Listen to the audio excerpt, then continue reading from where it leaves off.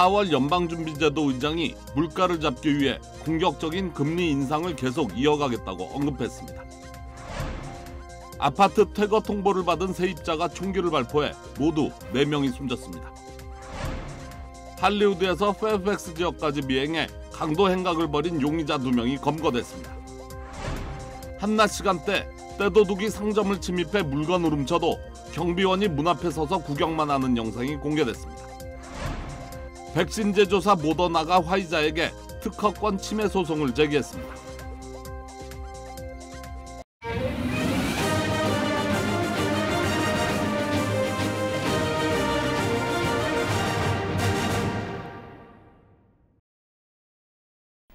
시청자 여러분 안녕하십니까? KBS 아메리칸 뉴스입니다. 연방준비제도 파월 의장이 연례 경제정책 심포지엄 잭슨홀 회의에서 물가를 잡기 위해 공격적인 금리 인상을 계속 이어가겠다고 언급했습니다. 강력한 긴축 메시지에 뉴욕 지수는 큰 폭으로 하락했습니다. 한보경 기자가 취재했습니다. 제롬 파월 연준 의장의 연설은 8분가량으로 짧았지만 메시지는 단호하고 강경했습니다. 물가 안정보다 중요한 건 없다며 물가 상승률을 연준의 목표치인 2% 수준으로 끌어내리기 위해 모든 수단을 강력하게 동원하겠다고 했습니다.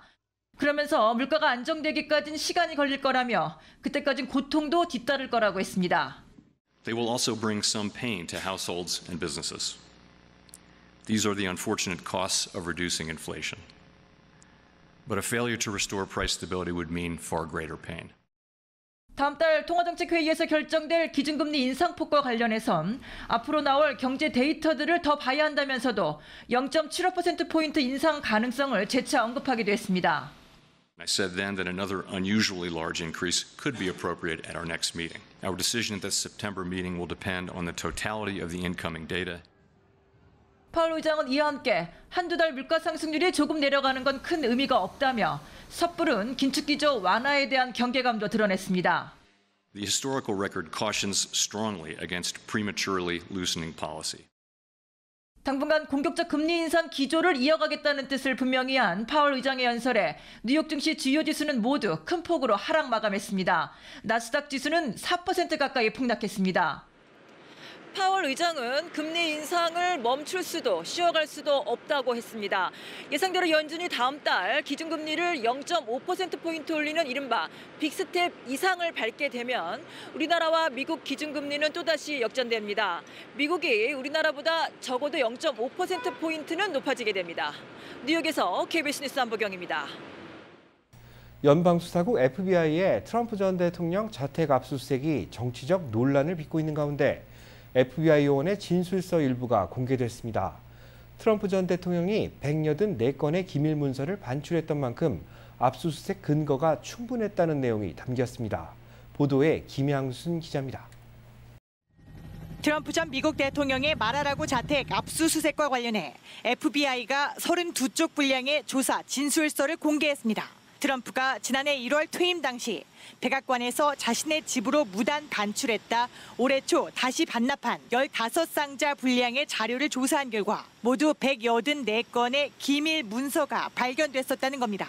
이 가운데 92건은 국가의 안보에 위해를 가할 수 있는 심각한 수준의 비밀이었고 25건은 국가 안보에 극도로 위험한 1급 비밀이었다고 FBI 요원은 진술했습니다. 이어 트럼프 전 대통령의 자택에는 반납하지 않은 군사 안보 관련 기밀이 더 남아있다고 믿을 만한 충분한 근거가 있었다고도 밝혔습니다.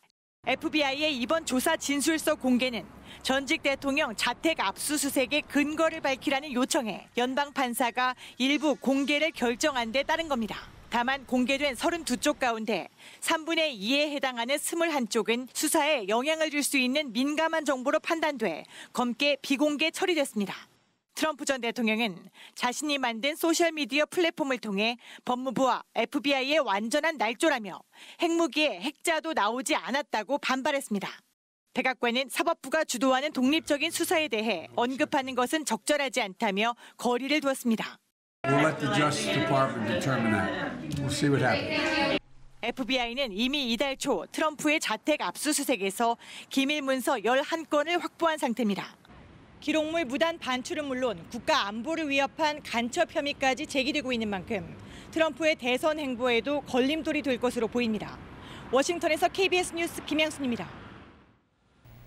아파트 퇴거 통보를 받은 세입자가 총기를 발포해 모두 4명이 숨졌습니다. 어제 낮 11시쯤 애리조나 투손의 한 아파트에서 관리인과 함께 퇴거 통보서를 전달하러 간 경찰을 향해 24살의 세입자 게빈 리 스탠셀이 총을 발사했습니다. 이 사고로 43살의 여성 경관 데보라 마르티네즈와 28살의 아파트 관리인 안젤라 폭스이스가 그 자리에서 숨졌습니다. 스탠셀은 이어 이웃 아파트에 들어가 주민 1명을 더 살해한 뒤 스스로 목숨을 끊었습니다. 스탠셀은 지난달 이웃 주민들을 총으로 위협하고 협박했다는 이유로 집주인에 의해 퇴거 소송을 당했고 법원 결정에 따라 경찰관이 퇴거 통보를 전달하러 갔다가 변을 당한 겁니다. 할리우드에서 페어팩스 지역까지 미행해 강도 행각을 벌인 용의자 2명이 검거됐습니다. 주유소 상점을 이용하려고 잠시 멈춘 차량에 후드티와 마스크로 얼굴을 가린 2명이 다가오더니 차문을 열고 금품을 요구합니다. 일단 버텨보지만 권총을 겨눈 범인들에게 피해 남성 2명은 보석류와 현금, 휴대전화를 빼앗깁니다. 상점 안에서 이 광경을 목격한 운전자는 급하게 목걸이를 풀어 진열대 밑에 감춥니다. 잠시 뒤 강도들이 들어와서는 운전자에게 현금을 강탈한 뒤 자신들의 차량을 타고 도주합니다. 이들은 할리우드에 있는 한 클럽에서 강도 대상을 물색한 뒤 페어팩스에 있는 주유소까지 미행해 범행을 저질렀습니다. LAPD는 이 사건 용의자로 27살 마이클 무어와 21살 아무케아냐 본톤을 체포했다고 밝혔습니다. 이들은 북가주 출신으로 체포 당시 총기 혐의와 관련해 보석으로 풀려난 상태였습니다. 경찰은 이들 용의자들이 더 많은 강도 사건에 연루된 것으로 보인다며 나머지 용의자들에 대한 체포에 집중하고 있다고 밝혔습니다. 한낮 시간대 떼도둑이 상점에 침입해 물건을 훔쳐도 경비원이 문 앞에 서서 구경만 하는 영상이 공개됐습니다. 김경일 기자가 취재했습니다. 뉴욕의 룰루레몬 의류 매장으로 7명의 도둑들이 들어갑니다. 한 도둑은 2팔의 옷을 가득 들고 나가고 또 다른 도둑은 쇼핑카트를 가득 채운 후 천천히 나가기도 합니다. 영상을 보면 도둑인지 쇼핑객인지조차 구분되지 않습니다. 피해 금액이 3만 달러에 육박하지만 매장 입구의 경비원은 멀뚱멀뚱 구경만 합니다. 매장을 지키는 경비원과 매니저들은 도둑들이 물건을 훔쳐가도 막을 수 없다고 입을 모았습니다. 일부 경비원들은 도둑들이 총을 가지고 있을 수 있고 도난당한 물건은 보험 처리가 되기 때문에 무모한 행동을 하지 않는다고 말했습니다. 심지어 경비라는 직업이 있듯이 도둑들에게는 도둑질이 직업이라고 말하기도 했습니다. 매장 매니저들은 매장 문을 잠그고 고객을 조금씩 들여보내도 보고 신발의 경우 짝을 맞지 않게 전시해봤지만 백약이 무효라고 한탄했습니다. 뉴욕 경찰은 올 들어 범죄율이 80% 늘었는데 매장에 대한 절도는 103%나 급증했고 고급 주택에 대한 범죄도 2배 가까이 늘었다고 밝혔습니다. 경비업계에서는 절도 용의자로 잡혀도 보석금도 안 내고 나올 수 있도록 한 뉴욕의 새로운 보석 제도가 절도 범죄를 부추기고 있다고 주장하고 있습니다. 실제로 101번이나 경찰에 체포된 절도 상습범은 스스로를 전문 들치기라고 부르며 100번이나 풀려나기도 했습니다. 경비업계 종사자들은 경비원이 아무리 많아도 도둑을 체포할 수 없다면 무슨 소용이냐며 반문하고 있습니다. 또 계속 들이닥치는 도둑들을 보며 생명의 위협과 두려움에 견딜 수 없어 일부 경비원들은 절도범 보석에 대해 엄격한 플로리다주로 이주하는 경우도 있다고 말했습니다. KBS 뉴스 김경일입니다. LA시의 한 촬영장에서 총격 사건이 발생해 1명이 숨지고 1명이 다쳤습니다. 어젯밤 11시 40분쯤 칠가와 마테오 인근 영화 촬영 장소에서 여러 발의 총성이 들렸다는 신고가 접수됐습니다. 경찰은 현장에 도착했을 때 30, 40대 남성 피해자가 이미 숨져 있었고 다른 한 명은 다리에 총을 맞고 병원으로 옮겨졌다고 밝혔습니다. 목격자들은 영화 촬영 중 총성이 울렸는데 촬영이 아닌 실제 총격 사건인 것을 알게 된 순간 두려움에 꼼짝도 할 수 없었다고 당시 상황을 설명했습니다. 경찰은 남성 1명이 자수했으며 이번 사건과 관련 여부를 조사하고 있다고 밝혔습니다. 또 촬영장 인근 CCTV 카메라를 수집해 자수한 남성 외에 사건 현장에서 달아난 남성을 추적 중이라고 덧붙였습니다. 양대 백신 제조사인 모더나와 화이자 간의 소송전이 벌어졌습니다. 모더나가 백신 특허권 침해 소송을 제기한 것인데 자세한 내용을 KBTV 김은지 기자가 알아봤습니다. 월스트리트 저널 보도에 따르면 오늘 모더나사는 매사추세츠 연방법원과 독일 디셀도르프 지방법원에 화이자와 바이오엔테크를 상대로 이 같은 내용의 소송을 냈습니다. 모더나가 문제로 삼는 것은 메신저 리보핵산인 mRNA 백신 기술입니다. mRNA 백신은 기존 백신처럼 바이러스 항원을 체내에 직접 주입하는 대신 몸 안에서 항원 단백질을 만들 수 있는 mRNA를 주입하는 방식인데 이 경우 바이러스를 대량으로 배양할 필요가 없기 때문에 제조 기간이 짧아 단기간 대량 생산이 가능하다는 점에서 신속성과 유연성의 장점을 갖고 있습니다. 그리고 모더나의 공동 창업자이자 mRNA 기술 연구의 석학인 로버트 랭어 미국 매사추세츠 공대 석좌 교수가 1,400여 건의 관련 특허를 보유하고 있습니다. 모더나는 코로나19 사태가 발생하기 10년 전부터 수조 원을 투자해 개발한 mRNA 기술 특허는 모더나의 코로나19 백신인 스파이크백스를 개발하는 데 중요한 역할을 했다면서 그러나 화이자와 바이오엔테크는 우려의 허가 없이 관련 기술을 도용했다고 주장했습니다. mRNA 백신은 코로나19 사태가 발생하기 전까지는 상용화되지 않았으며 현재 mRNA 기술을 기반으로 한 코로나19 백신을 전 세계에 유통하고 있는 기업은 모더나와 화이자뿐입니다.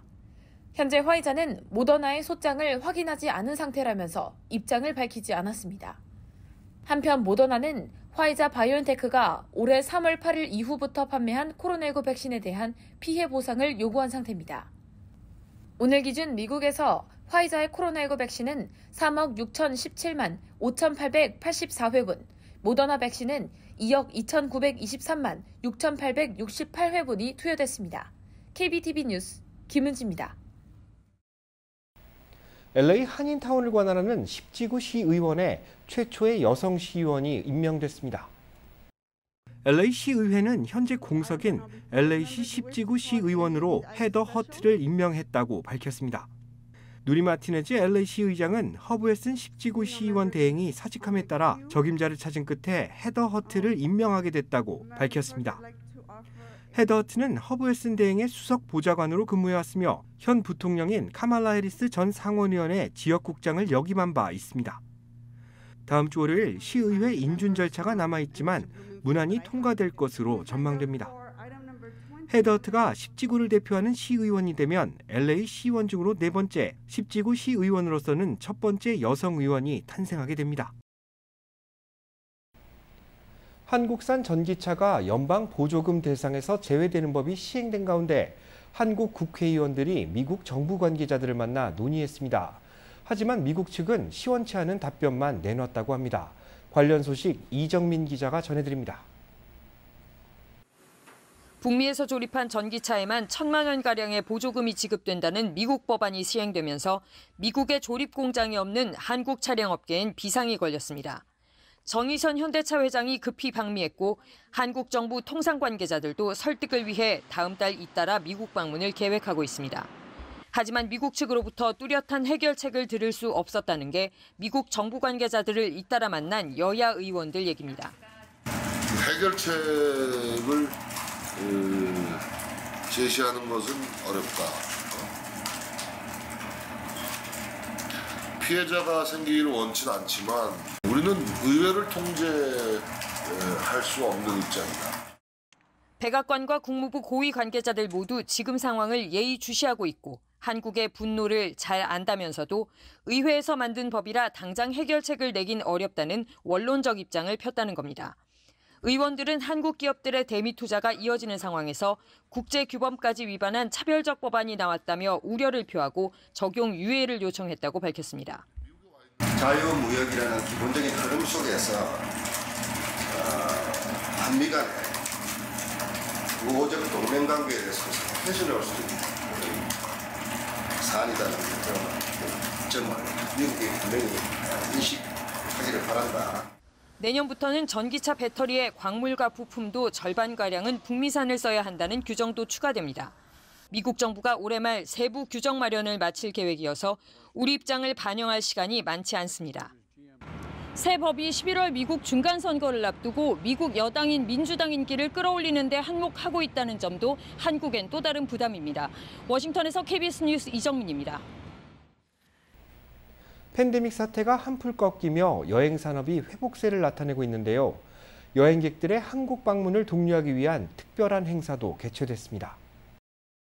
팬데믹 이전 일본이나 중국을 거쳐 타국으로 여행했던 미국인들은 요즘 한국을 가장 희망하는 경유지로 꼽고 있습니다.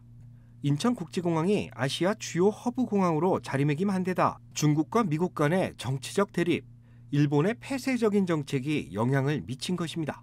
코로나 이전은 중국, 일본으로 몰렸다면 지금 우선 선택하는 게 한국입니다. K-팝을 비롯한 한국의 우수한 관광 자원을 널리 알리고 효과적인 환승지로 유치하기 위한 특별한 행사가 오늘 개최됐습니다. 한국관광공사는 한국의 주요 명소와 체험 가능한 다양한 여행 상품을 소개했고, 인천국제공항공사는 한국을 경유지로 선정할 때 누릴 수 있는 혜택을 미국 여행업계에 전달했습니다. 그냥 편리한 것뿐만 아니라 외국인들이 한국 문화를 체험할 수 있도록 한국 복식 체험이나 또 한국 공예품 만들기 이런 체험까지도 제공을 하고 있습니다. 국적 항공사들의 대응도 빨라졌습니다. 아시아나항공은 미국 주요 대도시와 인천에 있는 항공편을 팬데믹 이전 수준으로 돌렸고, 초대형 항공기인 A380과 최신형 기종인 A350을 미주 노선에 투입시켜 여행객들의 편의성을 높였습니다. 지금 A380까지 확대해서 운항을 하고 있고요.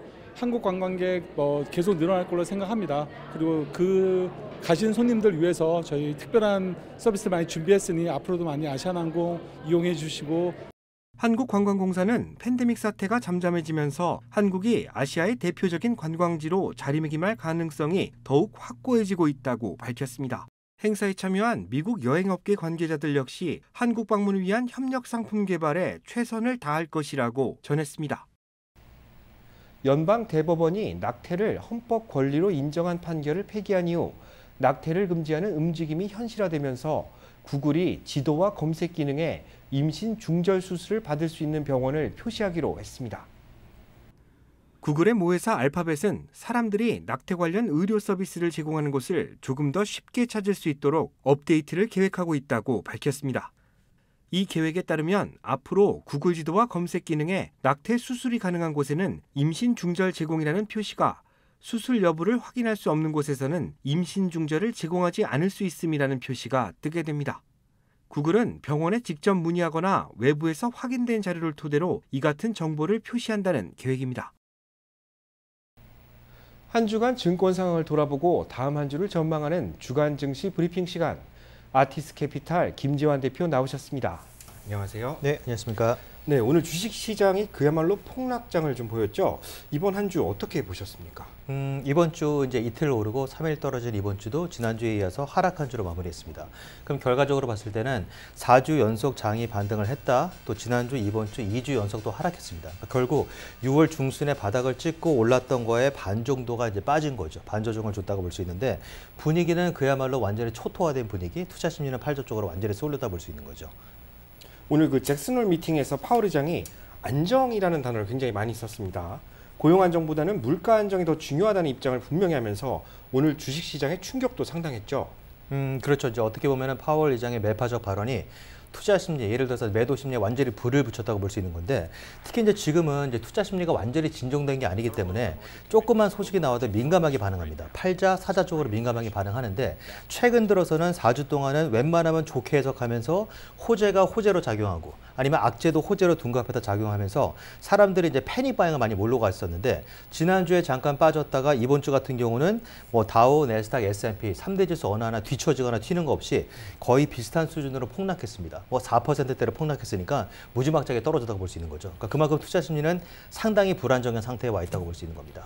네, 파월 의장이 강한 금리 인상을 결국 예고를 했는데, 이렇게 되면 그 전체적인 시장 분위기 어떻게 될 것으로 보십니까? 지금 이제 어떻게 보면은 이제 여기서 관건은 뭐냐면은 6월 중순에 과연 바닥을 찍었느냐. 그럼 4주 동안 올랐던 거가 이게 한마디로 뭐냐, 베어마켓 랠리 아니면은 뭐 데드캣 바운스로 끝나는 거냐, 아니면은 지난주 이번 주 하락이 반짝 숨고르기로 끝나고 다시 또 회복세가 가동될 수 있느냐. 이제 거기에 대해서 이제 사람들이 많이 궁금해하고 있는 거지만 전체적인 분위기로 봤을 때는 솔직히 파월 의장이 매파적인 발언이 아니라 예를 들어서 비둘기파적인 발언을 할 거라고 기대했던 사람들도 많았다는 겁니다. 그만큼. 아니니까 그만큼 주식을 또 다시 던져버린 건데, 그렇기 때문에 지금은 매일매일 일희일비하는 분위기가 다시 한번 시장에 다시 돌아왔다고 볼 수 있는 겁니다. 그전까지는 솔직히 악재도 호재로 무마시켜버리거나 호재가 악재로 둔갑하거나 이런 상황들이 이제는 호재, 악재 상관없이 웬만하면은 진짜 요동치는 투자 심리가 계속되고 있는 거니까 그만큼 어떻게 보면은 지금 4주 동안의 반등 회복세가 이제 거의 끝났다 하는 쪽으로 캠프가 조금 더 많아지는 이제 그런 추세가 약간 좀 바뀌는 현상으로 볼 수 있다는 얘기죠. 네, 다음 주 주목해야 될 만한 지표는 어떤 게 있을까요?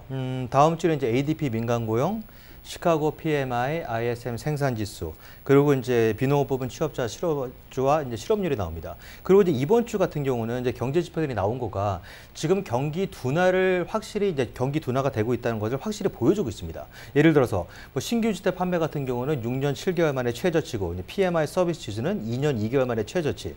또 오늘 발표된 또 7월 개인 소비 지출 같은 경우도 2년 3개월 만에 처음 하락을 했습니다. 그러니까 경기는 상당히 둔화되고 있는 거는 맞아요. 그 대신에 뭐냐면은 이번에 이제 오늘 잭슨홀에서 이제 파월 의장이 강력하게 시사한 것도 마찬가지로 지금 경기 침체가 온다고 하더라도, 반짝 경기 침체가 온다 하더라도 물가 잡는 거가 최우선이다 했기 때문에 사람들은 더 이제 어떻게 보면은 매도 심리가 자극됐다 볼 수 있는데, 이런 것들도 마찬가지로 분위기를 계속 타는 거기 때문에 다음 주는 또 어떤 소식이 어떻게 나오냐에 따라서 분위기는 또 급반전될 수 있는 가능성도 충분히 있습니다. 주식시장에 큰 호재가 없다면 시장이 한동안 좀 어려움을 겪을 듯합니다. 오늘 말씀 감사합니다. 네, 감사합니다.